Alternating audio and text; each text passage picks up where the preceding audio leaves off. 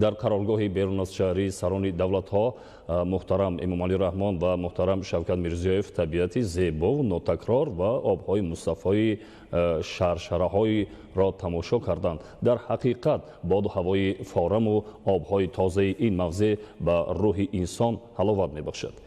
این امکان با فضای مساعد و طبیعت سبزش مکان ملاقات، سیر و گشت و تماشای مهمان سطح عالی از جمله سران دولت‌های خارج گردیده است. هدف است برگزار کردن سیر و گشت شامگاهی، معرفی موضع‌های زیبا و نوتکرار کشور بیشتاسایمان تاجیکستان می باشد. مورد ذکری خاص است که پیشوای ملت محترم امامعلی رحمان با عنعنه‌های عالی مهمان نوازی تاجیکانه محبوبیت خاصه داشته هر یک مهمان تاجیکستان را صمیمانه پذیرایی می نماید.